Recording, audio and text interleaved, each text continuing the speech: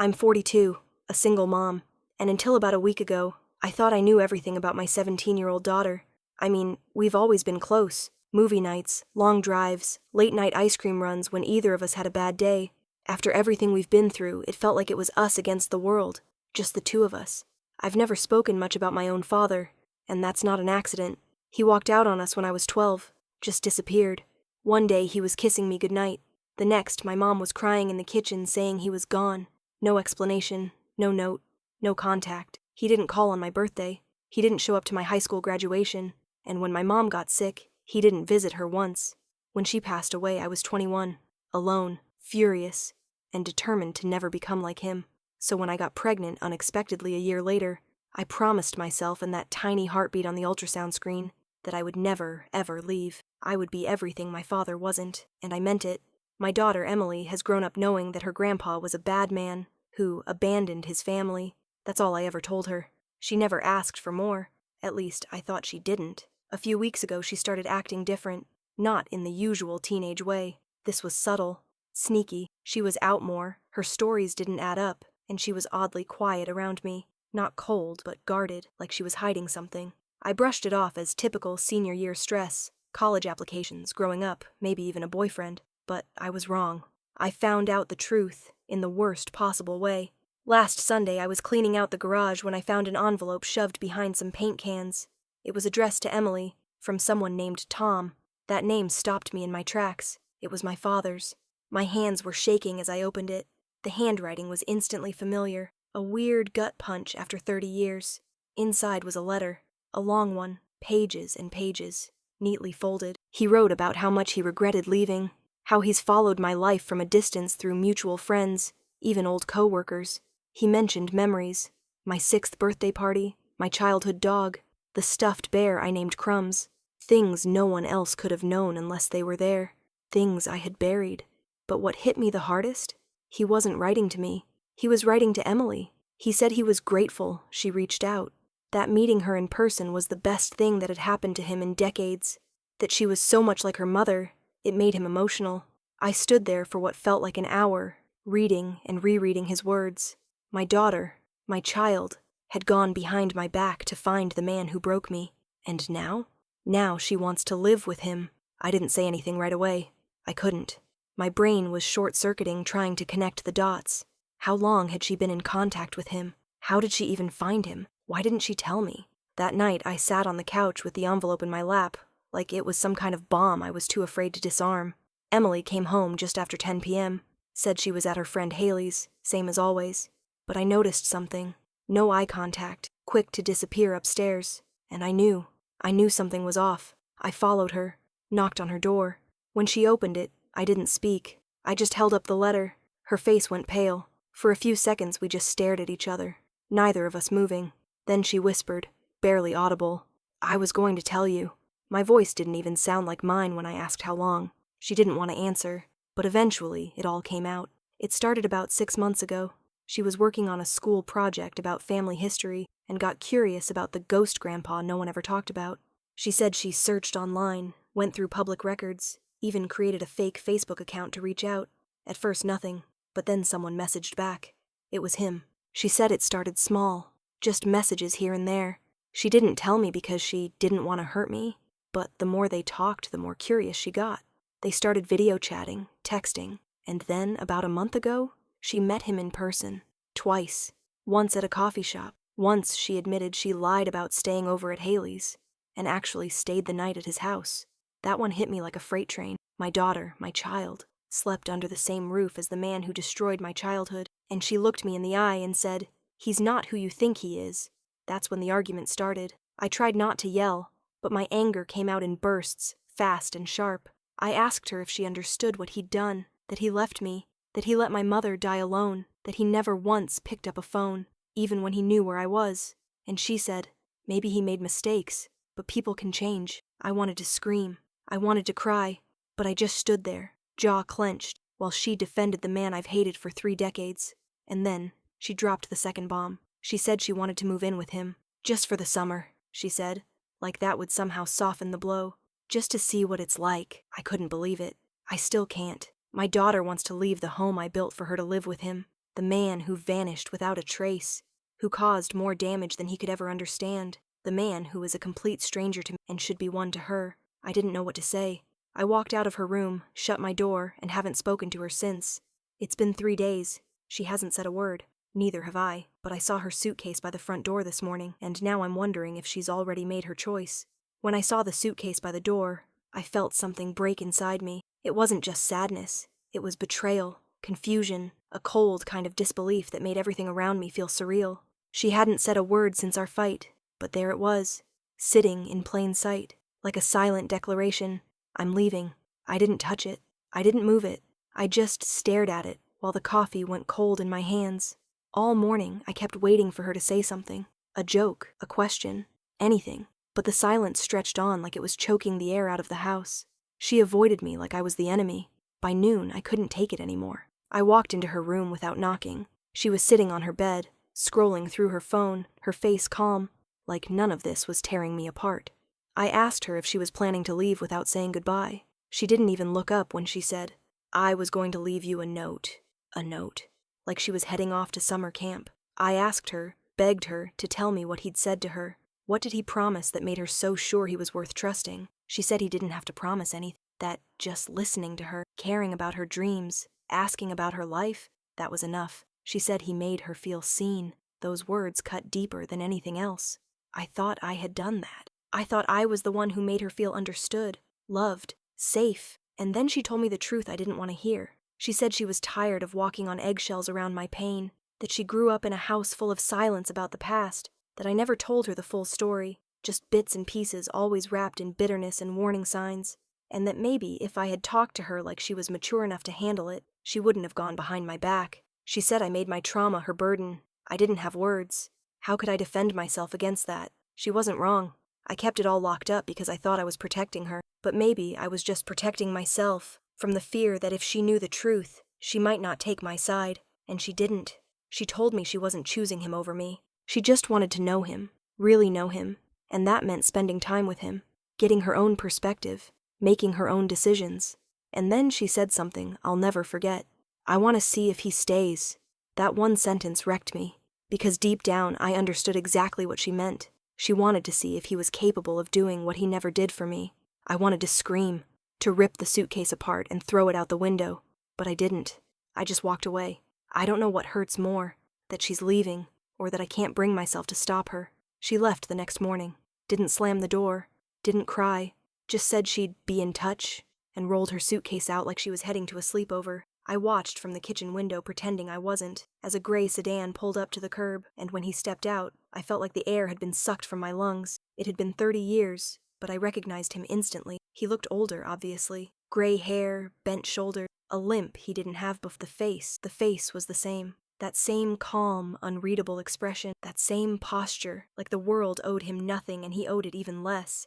He didn't look toward the house. He just popped the trunk and hugged her like he had the right, and she hugged him back like he did. They drove off without a word. I didn't cry. I didn't move for nearly an hour. I just sat at the kitchen table, coffee untouched, heart doing that tight, silent ache that doesn't need tears to hurt. That night, I didn't sleep. I lay in bed staring at the ceiling, wondering how long she'd stay. A month? The whole summer? I kept checking my phone, expecting a message. Nothing. Around 10:30 p.m., there was a knock at my door. At first, I thought I imagined it, but then it came again. Slow, deliberate, no rush. I peeked through the blinds and nearly lost my breath. It was him. I opened the door but didn't step aside. He stood there quietly, holding a folder in his hand like it was some kind of peace offering. I didn't say a word, just stared at him, waiting. He spoke first, said he didn't come to fight, that he wasn't trying to take Emily from me. He just wanted to talk, and he understood if I slammed the door in his face. I didn't, but only because I needed to know what kind of man had wormed his way back into my daughter's life after 3 decades of silence. He asked if he could come in. I said no, so he stood there on the porch and told me everything, that he'd been sober for 14 years, that he left all those years ago because he was drowning and didn't know how to be a father or husband without destroying everything in the process, that he had tried multiple times to reach out, letters, emails, but none of them ever got responses. I told him I never got anything. He looked genuinely confused by that. Then he said something I hadn't expected at all. He said my mother, my own mother, had asked him not to come back. Said she was afraid he'd cause more damage if he showed up again. Said it would only confuse me. That I needed stability. I didn't believe him at first. Thought it was just a convenient excuse. But then he handed me the folder. Inside were copies of letters. Some were to me. Some were to my mom. Some were from rehab. Some just full of rambling apologies and regret. All of them dated. Some nearly 20 years old. One was even a birthday card for my 16th. I stared at them like they were written in another language. I didn't know whether to cry or scream. Was it true? Had my mother kept these from me? Did she think she was protecting me or punishing him? And why was I only finding out now? He didn't push, just said he hoped I'd read them, that he understood if I hated him forever, but that Emily had reached out, and for the first time in a long time, he felt like maybe he could do something right.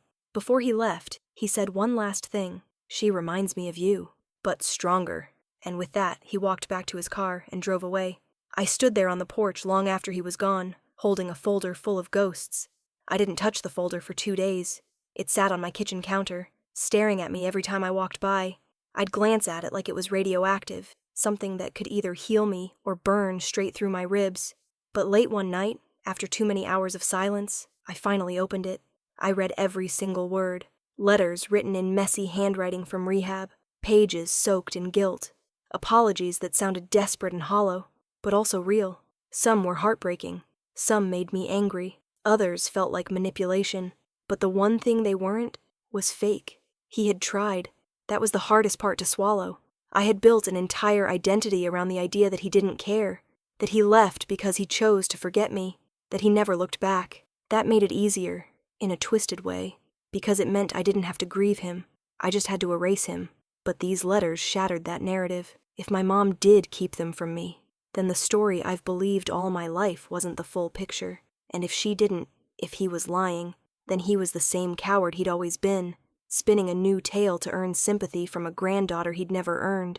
I didn't know what to believe. That night, I called Emily. No answer. I texted her. No reply. The silence was worse now that I had questions. I needed to know if she was okay, if he was feeding her lies, if she was already regretting this whole thing, but didn't know how to come home. It wasn't until the next evening that I finally got a message. It wasn't a text. It was a photo. A picture of my daughter, sitting in a hammock in his backyard, holding a sketchbook. Smiling, really smiling. She captioned it with 3 words. I feel calm. That gutted me, because I couldn't remember the last time she said something like that about being home with me. And that's when the guilt kicked in like a punch to the chest. Had I made her feel trapped? Controlled? Had I turned my own trauma into the atmosphere she had to breathe every day? I scrolled through our old texts from the past few months. I saw the pattern. Short replies, dodged conversations, small excuses to not be home. I hadn't noticed how distant she'd grown. Or maybe I had, and I just convinced myself it was normal teenage stuff. I spent my whole life trying not to be like my parents, and somehow I'd still become a chapter in a story my daughter didn't feel safe in. That night, I sat on the porch with a glass of wine and my old journal, one I kept when Emily was just a baby. I flipped through the pages. First steps, first words, her laugh, the way she'd fall asleep curled into my chest like nothing in the world could ever hurt her. And I realized something I didn't want to admit. She doesn't need protection anymore. She needs space. She needs truth. She needs to build her own relationship with him, no matter how I feel about it. And I either learn to live with that, or risk losing her entirely. I stared at my phone for hours. I wanted to reach out to her, to really talk, but I didn't know where to begin. I drafted a dozen different messages. Some sounded too desperate. Others felt cold. A few were just paragraphs of my own pain, disguised as honesty, but nothing felt right. Eventually, I typed 5 words and hit send before I could second-guess myself. Can we talk this weekend? She replied almost instantly. Yes. No emojis, no punctuation, just 1 word. But it was enough. That Saturday she came back, alone. Her hair smelled like his cologne when she hugged me, and I tried not to flinch. She looked older somehow, calmer, a little more confident. I wondered if I looked older to her too. Tired, unsure, scared to screw it all up again. We sat outside on the back porch, the same place we used to drink hot cocoa when she was little. She didn't bring her phone. That alone said a lot. I didn't start with questions. I started with an apology. I told her I was sorry for making my past hers. Sorry for building walls instead of giving her answers. Sorry for assuming she'd take my side without ever telling her the whole story. She didn't say anything at first, just listened. Then she said something I wasn't prepared for. I looked for him because I needed something you couldn't give me, not because I wanted to leave you. That broke me. I asked her if she believed everything he told her. She shook her head, said she didn't know yet, that he could be lying, or not, but she needed to see for herself. She said it wasn't about choosing him over me, it was about choosing herself, her right to figure out who she is, where she comes from, even if it's messy. Then she said something else. You're my home. He's just a part of my story, and I don't know why, but that was the moment I let go. I told her I wouldn't fight it anymore, that if she wanted to spend time with him, I'd support it, but she had to promise me one thing, to be honest. No more secrets, no more hidden meetings. If we were going to survive this, we had to do it together. She nodded, said she wanted that too. We sat in silence after that, the kind that doesn't feel heavy anymore, just still. Then, before she left, she pulled a small piece of paper from her backpack. It was a drawing, a sketch of me, sitting on this same porch, coffee in hand, eyes half closed from the morning sun. She said she drew it from memory the first night she stayed at his house, because even there, she missed this. I didn't cry until after she left, because for the first time in weeks, I wasn't afraid. I knew she was coming back. That final conversation shifted something between us. Not overnight, not with hugs and forgiveness and everything tied up in a neat little bow, but something, a small space cracked open that let air in, where before there was only tension and silence. Emily didn't move back in right away. She stayed at his house for the rest of the summer, sometimes a full week, sometimes just a night or two, and every time she left, she texted. Not long updates, just things like, he's cooking pasta tonight. It's awful. He talks about you more than you think. Can I come by and grab my hoodie? And every time I saw her name pop up, I felt less like I was losing her, and more like we were learning how to stay connected, even through the hardest part. I met with my therapist again. I hadn't seen her in years. She helped me unpack some of the anger I didn't know I was still carrying, helped me stop parenting from a place of fear, helped me accept something brutal and freeing. My daughter's life isn't a second chance for mine. She's her own person, and her relationship with him, good or bad, is hers to navigate. But the surprising thing, he didn't vanish. Week after week, he stayed. He showed up to her art show at school, helped her study for her SATs, even came to our house once to drop off a jacket she forgot. I stood there, heart in my throat, as he handed it to me and said thank you. Just thank you. Like that word alone carried 30 years of weight. I'll never forget the first time he sat at my kitchen table. It was awkward, silent. Emily tried to fill the space with stories about her college search, and we both just nodded like two strangers trapped in a memory without a share.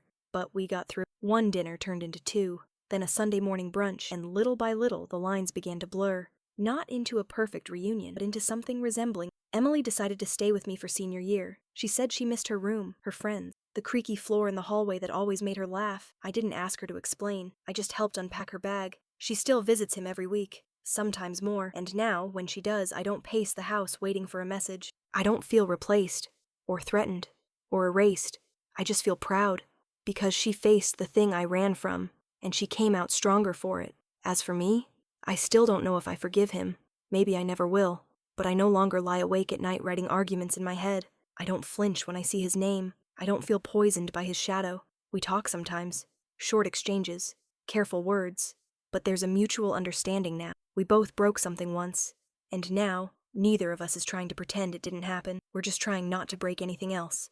Emily's planning to move out next fall for college. The application essays are scattered across the dining table. She asked me to proofread one last week. It was about identity. One line in it made me cry. I come from broken pieces, but I'm building something whole. I didn't fix the grammar. I didn't change a thing, because it was perfect, just like her.